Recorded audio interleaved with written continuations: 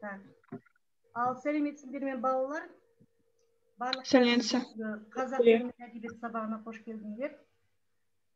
Сабағымызды бастайық. Қазір мен демонстрациямды көрсетейін.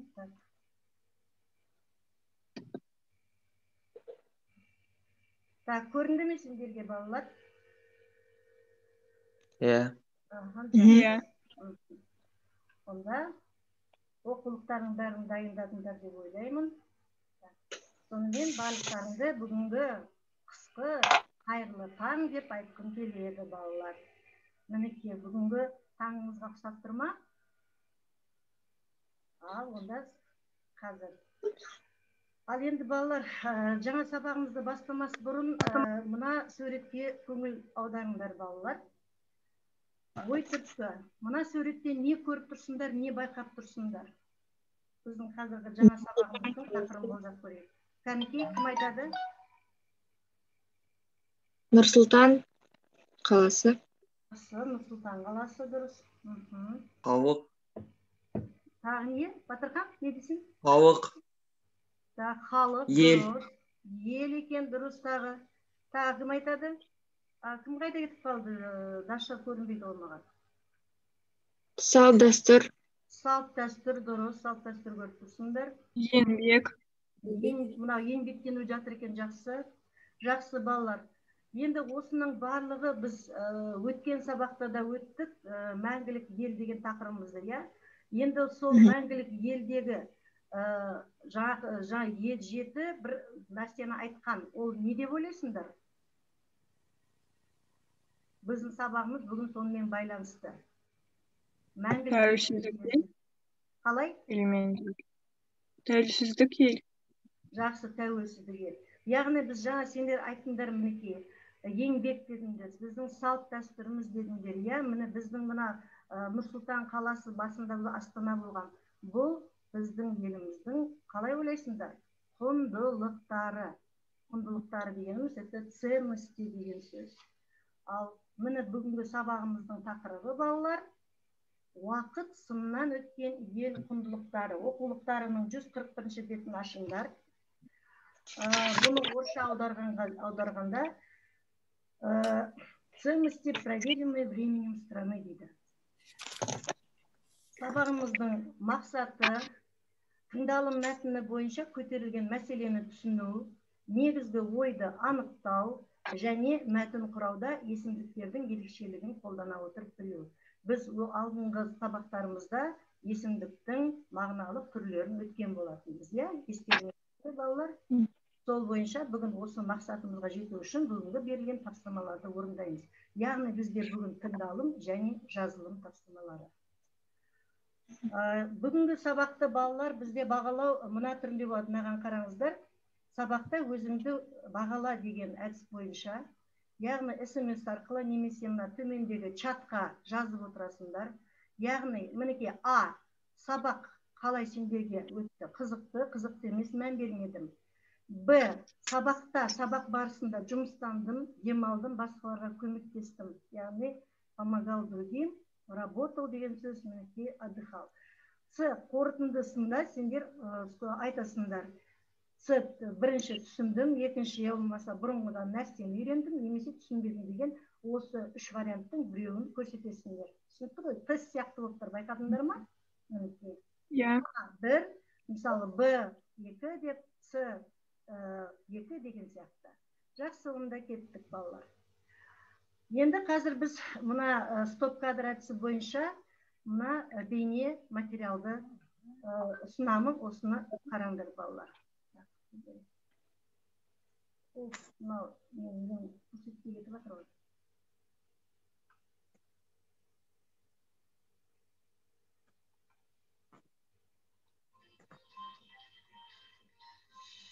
Сөздердің бәріне мән қалқақ мұқият тыңдап отырыңдар балалар.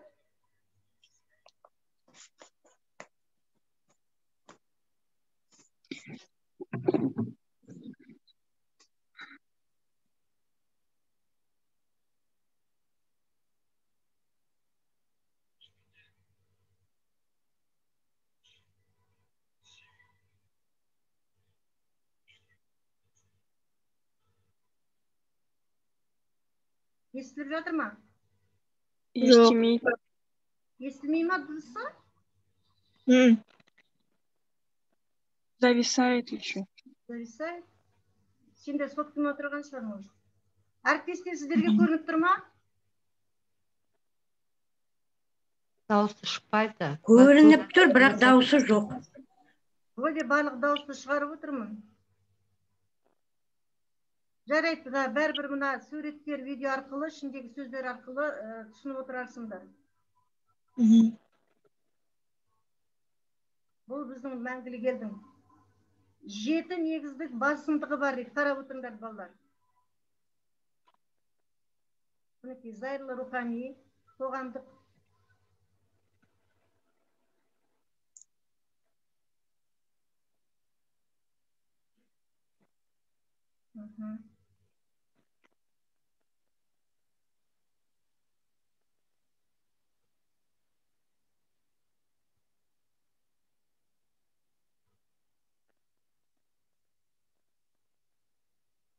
Мынау біздің ұлттық бірлігіміз туралы балалар. Естеріңе сақтап отырыңдар. Міне. Еліміздің бірлігі.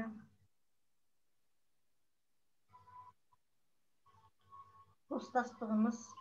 Мінекей 7 мәңгілік елдің 7 құндылығы.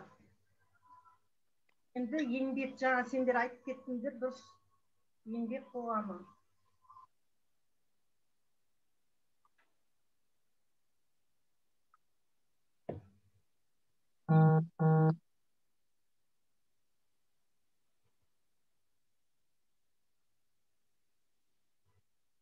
Жазып түртіп отыруларыңа болады балаларынан қазір. Өйткені кейін сұрақ болады, сол сұрақ бойынша жауап бересіңдер. Яғни мәңгілік ел.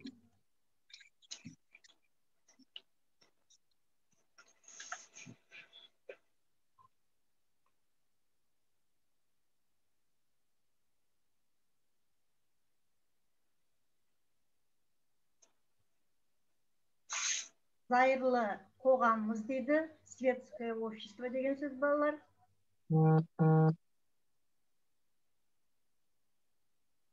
Шектеусіз мүмкіндік мәңгілік ел дейді.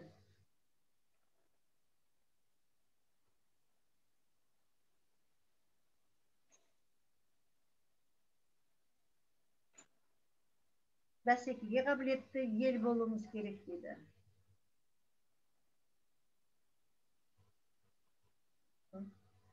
Мінекей балалар. Жақсы. Ал енді көрдіңдер. Арасында жазып отырдыңдар ма? Соныменен жаңа қалай ойлайсыңдар? Құндылық сөзінің мағынасын. Құндылық деген ценность. Қалай түсінесіңдер балалар? Бұл не өзі? Как вы понимаете? Қалай түсінесіңдер? Құндылық дегенде ценность. Ценность нашей страны. Қалай? Ценность нашей страны. Ценность нашей страны. Қазақша айтып жіберші. Біздің еліміздің несі? Жазып тұр ғой. Ценность деген сөзіміз не? Құндылығымыз, яғни. Ал құн деген сөздің бағына синонимін кім айтады балалар? Қазақ тілінде. Батырхан. Ценность, ценный. Цена дегенде қазақша айтшы, цена деген қазақша. Баға. Баға, бағалау яғни, я? Міне. А баға дегеніміз ол маңызды нәрсе. Мінекей. Соны мінекей, сол біздің ең бағалайтын нәрселеріміз өміріміздегі. Мәңгілік ел деп айтып жатыр ғой. Вечная страна дейді. Соның ішіндегі ең біздің өмірімізге, тарихымыздағы бағалайтын құнды нәрселеріміз самый ценный дейді. Яғни, енді жақсы айтқандарың үшін сендерге жақсы деймін. Яғни, құндылық деген бұл қандай да бір нәрсенің мәнділігі, маңыздылығы, пайдалығы должен быть полезный же, я, значимый должен быть. Сол туралы соны айтады. Жақсы, енді еліміздің құндылықтарына не жатады? Жаңа айтып шықты. Кәнекей, кім айтады? Еңбек. Еңбек, дұрыс. Тағы? Тәуелсіздік. Дұрыс. Сосын? Дәстүр. салт дәстүріміз. Жақсы балалар. Тағы біздің еліміздің жаңағы көрсетіп жатыр ғой, осы болып жатқан жердің бәрі біздің еліміздің орталығы не? Қай қала? Нұр-Сұлтан. Нұр-Сұлтан қаласы. Бұны кезінде бізде Астана деді ғой. Жалпы біздің еліміздің астанасы енді қандай да болса. Жақсы. Онан кейін тағы да бір сөздер болды ғой. Тағы. Ұлттардың несі тағы балалар? Бізде 130-дан астам ұлт тұрады біздің елімізде. Ол не? Достық. Достық, дұрыс айтасыңдар. Достық қарым-қатынасымыз екен. Және зайырлы қоғам. Жақсы балалар. Енді қараңдар, мына жерде сендер өздерінің жаңағы жазып отырыңдар чатқа, немесе SMS арқылы мен WhatsApp-қа жазып отыруларыңа болады. Енді мінекей осы жаңағы мынан дәптерлеріңді ашып, осы 7 құндылықты қазір жазып алыңдар, немесе скриншот түсіріп алуларыңдар болады. Сонымен, мәңгілік ел жалпы ұлттық идея, бұл мәңгілік елдің 7 басты құндылығы бар екен. Ең бірінші, жаңа айтып кетті, Қазақстан тәуелсіздігі және Астана дейді. Онан кейінгі, балалар, біздің қоғамымыздағы ұлттық бірлік пен келісім. Онан кейін зайырлы қоғам мен жоғары руханият. Мен оқымайыншы, көздерін көре ма? Келесіні, Алина оқыш, мынау не? Не деп тұр? Үшіншісі?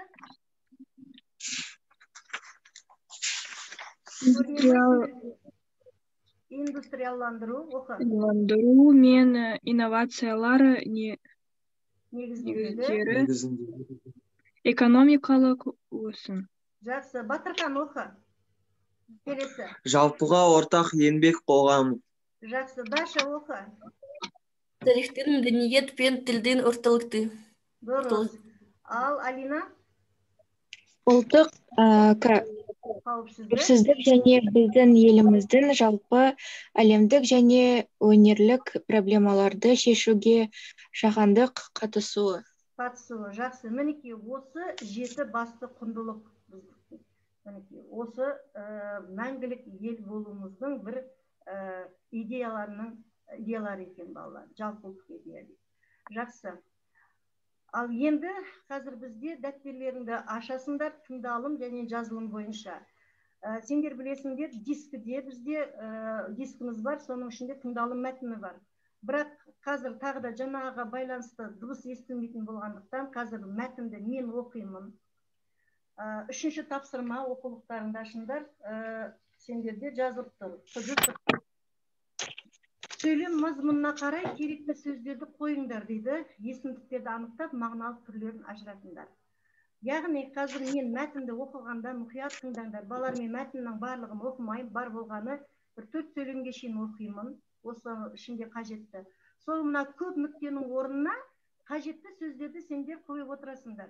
Я болмаса қазір жазып үлгермесеңдер, бірақ қажетті сөзді қазір соны жазыңдар дәптерлеріңе. Қай сөз көп нүктенің орнына қажетті. Түсінікті ғой. Екінші, есімдікті жазып болғаннан кейін осы мына 3 сөйлемнің ішінен есімдіктерді табасыңдар, ол қай мағыналық түрін анықтайсыңдар.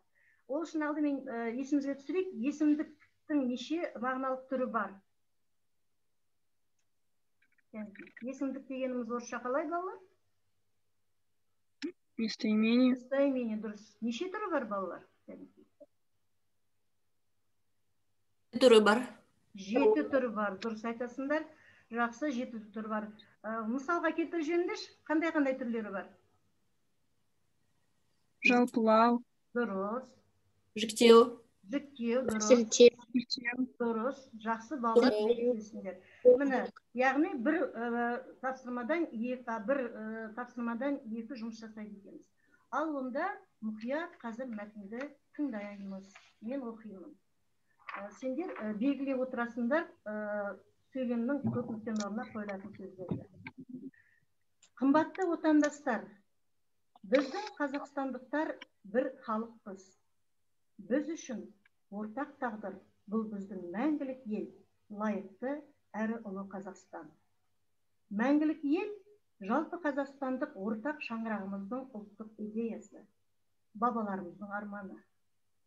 Егеменді дамудың 22 жылында барша қазақстандықтарды біріктіретін, ел болашағының іргетасын қалаған басты құндылықтар жасалды. Олар көктен түскен жоқ.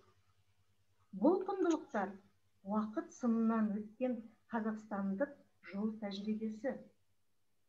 Біріншіден, бұл Қазақстанның тәуелсіздігі және астанасы. Екіншіден, қоғамымыздың ұлттық бірлік пен келісімі. Үшіншіден, бұл зайырлы қоғам және жоғары руханият. Төртіншіден, бұл индустрияландыру мен инновацияларға негізделген экономикалық өсім. Бесіншіден, жалпыға ортақ еңбек қоғамы. Үлгердіңдер ме, балалар? Иә. Барлығы үлгердіңдер. Екінші рет оқудың қажеті жоқ па? Жоқ. Жақсы. Онда бірінші сөйлемде егеменді дамудың бірінші сөйлемді кәнекей кім оқиды? Арина, оқышы. Қандай сөйлем оқулығыңдан оқыда және қажетті сөзді айта қой. Егеменді дамудың 22 жылдың барша қазақстандықтарды біріктіретін, ел болашағының тілен қалған басты құндылықтар жасалды. Тілен дедің ба? Тағы кім қандай сөз жазды, балалар? Іргетасын. Іргетасын. Арина, сен дұрыс түсінбегенсің ау деймін. Мінекей іргетасын өзгертіп жібер. Екінші сөйлемді Батырхан оқы. Қай бет? Жаңа айттың ғой 141 бетте. Үшіншіден деген басталатын. Сен белгіледің ба ол сөзді? Иә. Ал кәнекей оқы үшінші сөйлем. Үшіншіден, бұл зайырлық қоғам және жоғары руханият. Так. Балалар, дұрыс па? Қандай сөз болды? Зайырлық. Зайырлы. Так, жақсы. Даша, оқышы. Төртіншіден, бұл индустрияландыру мен инновация негізделген экономикалық өсім. Балалар, дұрыс па? Инновацияларға? Иә. Дұрыс. Тамаша, керемет балалар. Жарайсыңдар. Енді осы қалған сөйлемдерді өздерің үйде орындайсыңдар. Ал сендерге мен аудио жазбаны WhatsApp-қа салып жіберемін. Түсінікті ғой, балалар, бұндай жұмыс жасап жүрміз, иә? Жақсы. Енді екінші тапсырмамыз. Кәнекей, осының ішінен есімдіктерді табайықшы. Кәнекей, кім айтады? Қандай есімдік таптыңдар? Бірінші сөйлемде есімдік бар ма? Барша. Барша. Екінші сөйлемде? Бұл. Үшінші сөйлемде? Тағы да бұл. Жақсы. Барша ол қай мағынасына қарай қай түрі? Бұл жалпылау. Жалпылау, ал бұл ше? Сілтеу. Тамаша балалар. Жақсы, керемет, жарайсыңдар. Керемет.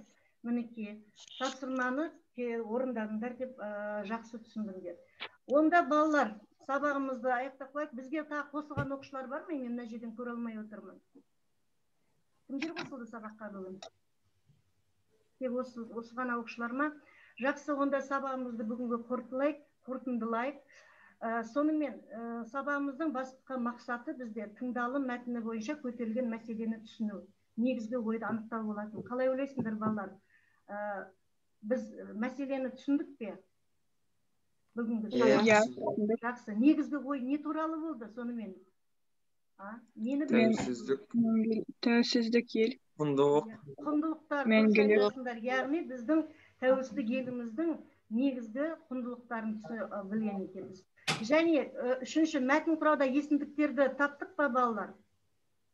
Иә, таптық. Мен ойлаймын, бүгінгі сабағымыздың мақсатына жеттік деп ойлаймын.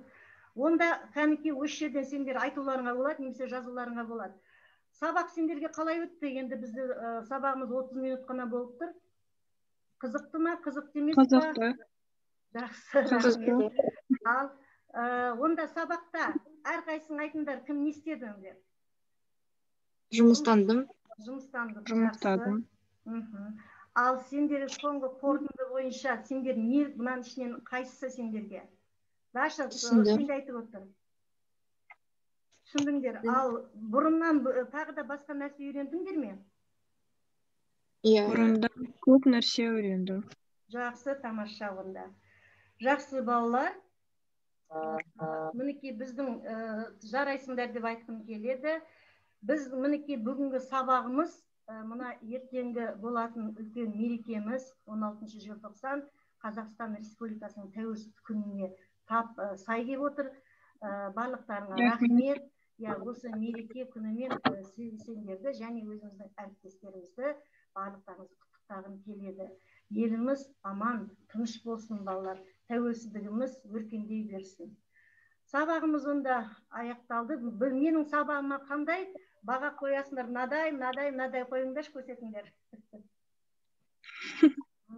Жақсы балалар. Онда сабақ аяқталды. Тамаша, сау болыңдар. Жағы маған WhatsApp-қа жіберіңдер жаңағы кодпенен, жарай ма балалар? Онда сау болыңдар балалар. Рахмет. Жақсы балалар.